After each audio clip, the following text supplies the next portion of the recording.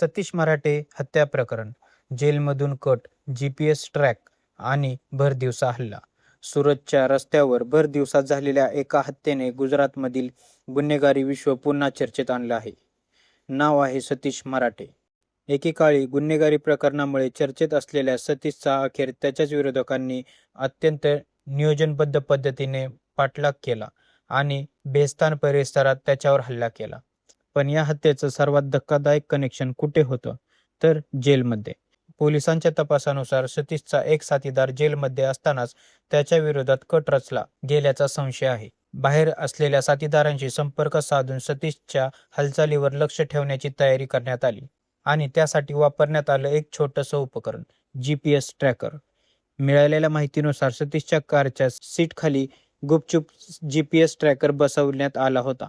त्यानंतर त्याची कार कुठे जाते, तो कुठे थांबतो आणि त्याचं लोकेशन काय याचा मागोवा घेण्यात आल्याचा पोलिसांचा दावा आहे. मात्र सतीशला पकडण्यासाठी फक्त त्याच्या कारचा मागोवा घेणे पुरेसे नव्हते.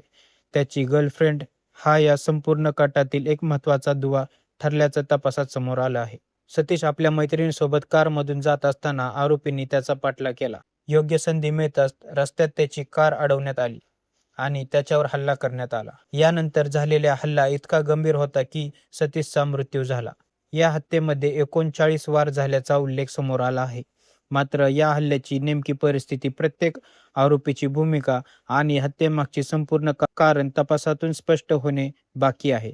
पोलिसांच्या प्राथमिक माहितीनुसार या प्रकरणामागे परिसरातील सर्वोच्च आणि टोळीतील जुना वाद हा प्रमुख कारणांपैकी एक असू शकतो. या प्रकरणात काही संशयितांना ताब्यात घेण्यात आल्याचं वृत्त असून रिंकू नावाचा एक आरोपी फरार असल्याची माहिती समोर आली आहे. पण या प्रकरणाचा आणखी एक प्रश्न म्हणजे महाराष्ट्राची गुन्हेगारी पार्श्वभूमी असलेले हे लोक गुजरातमध्ये पोहोचलेच कसे? गुजरातसारख्या शहरात वेगवेगळ्या राज्यांमधून येणाऱ्या गुन्हेगारी टोळीचं नेटवर्क कसं तयार होतं? स्थानिक वादामध्ये बाहेरचे गुन्हेगार कसे सहभागी होतात? आणि जेलमध्ये असतानाही एखादा आरोपी बाहेरील लोकांशी संपर्क ठेवून कट रचू शकतो का? या सगळ्या प्रश्नांची उत्तरे पोलिसांच्या तपासातून समोर येतील. या हत्येने एक गोष्ट मात्र स्पष्ट केली.